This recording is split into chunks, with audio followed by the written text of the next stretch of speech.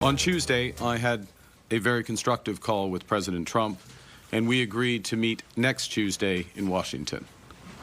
Our focus will be on both immediate trade pressures and the broader future economic and security relationship between our two sovereign nations. My government will fight to get the best deal for Canada. We will take all the time necessary, but not more, in order to do so. That was Prime Minister Mark Carney today talking about his upcoming meeting with U.S. President Donald Trump. Now, the two are expected to meet Tuesday in Washington. While Carney is managing expectations for what could come out of that meeting, the governor of California has also weighed in on it. In an interview set to air this weekend on Question Period with Vassy Kapelos, Governor Gavin Newsom had this advice for the Canadian delegation. I hope this is a one-on-one meeting because I think that will favor the kind of relationship that our two countries deserve. And I also appreciate your Prime Minister's assertiveness. Come in with the points of pride, principle, with the authority, the moral and formal authority he has as Prime Minister of a remarkable nation, Canada, and assert yourself. At the same time, it is about developing a relationship, and with Donald Trump, at the end of the day, it is all about relationships.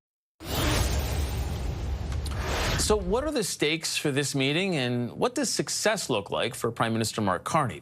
Let's bring in the front bench. Sabrina Grover was a federal Liberal candidate in the 2021 election. She's now senior advisor at Spark Advocacy and North Star Public Affairs.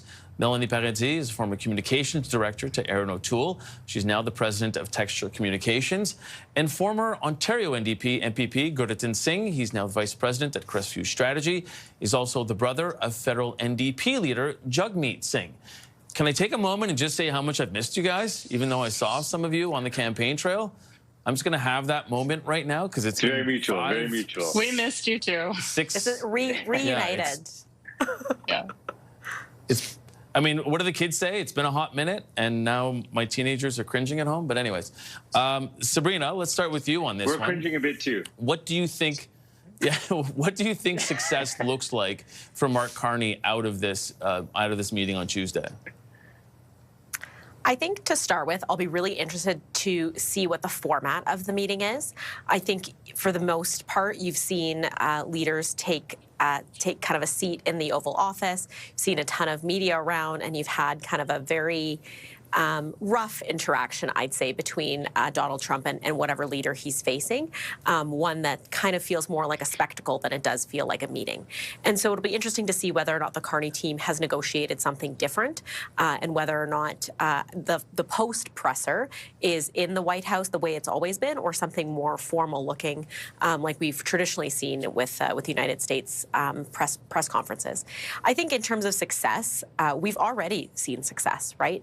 The way that Donald Trump is now talking about Mark Carney and treating Canada is remarkably different than 4 months ago.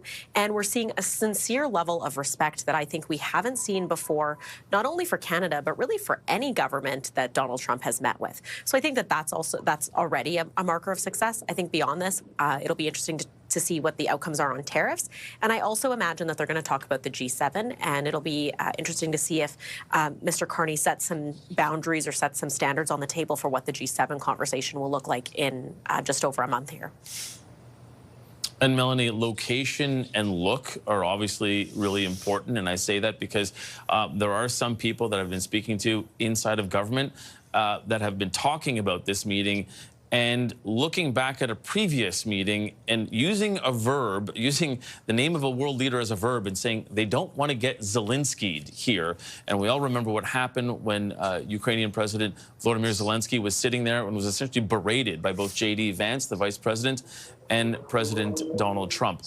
How much is weighing on this Prime Minister's office, Mark Carney's office, to make sure that they mitigate any type of damage, even in that type of situation? I mean, no pressure, but this is probably the most important meeting of the Prime Minister's career. And he's had a lot of important meetings in his time, and obviously before he was the Prime Minister. So I think that this is a big one. I'm reminded of when Prime Minister Trudeau met with President Trump the first time, and there was that handshake prep that they would do, because President Trump has like a very aggressive handshake where he pulls you into him, and people were being caught off guard by this, and you would see these shots of people kind of flailing a bit and trying to like recoil from the handshake, and it was always just very awkward. And so there was actually like training and prep that went into that. So I would imagine that something very similar is what's happening in PMO right now, and preparing Carney for this meeting, and not wanting him to, it's so challenged. Like, you want to look strong, but you also want to be frankly kind of boring, because the goal of this meeting should be not to make news. Obviously, there's going to be news. Everyone's going to be watching, but you want this to be as calm, cool, and collected as possible. Ideally, you would have this meeting not make any news in the United States, because Trump won't have said anything that was particularly newsworthy to them, and that would be a win for us. But it's so unpredictable, and for that reason, you need to prep your leader, in this case the Prime Minister, for multiple scenarios, and just sort of throw things at him and prep, just like you would have done during the election for debate prep, and see how he responds to it, and coach him accordingly. But Gerton, what strikes me here is that you have Mark Carney, who has said we're going to stand up to Donald Trump, and he's said in his stump speeches that, we are going to go into this trade war and we will win. He has had some very strong language, and he's also talked about that relationship with the United States as we currently know it over. So what do you think that means he has to do going into this, especially since there is a whole cohort of Canadians that have said, yeah, we want somebody strong at the table, and it's got to be you? I think what Canadians want is someone who's strong and also just effective. So the goal is not just to display strength. The goal is not to just ensure that there is, a strong opposition to Donald Trump's language around taking the sovereignty of Canada or the attacks or whatever he has said.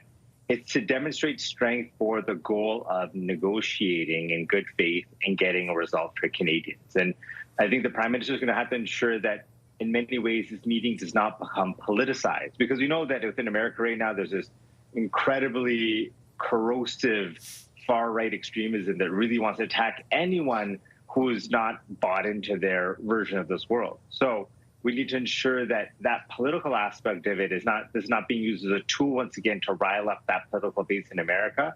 And as the other panelists have said today, very much, I think a boring meeting is a good meeting. I think that's a successful meeting. Strength is to ensure that the rhetoric is not continued.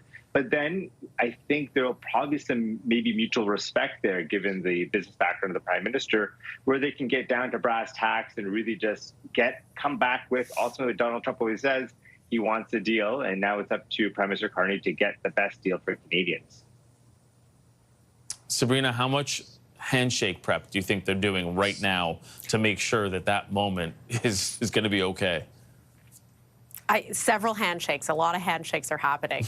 But what I'm also interested in is what else happens around that meeting, right? We've kind of been in election mode for the last 30 days or 500 days. I can't really remember, but who else becomes a key player besides just the cabinet ministers that are going to be around him, right? We saw Doug Ford making big moves earlier this year, being a really strong voice for Canada.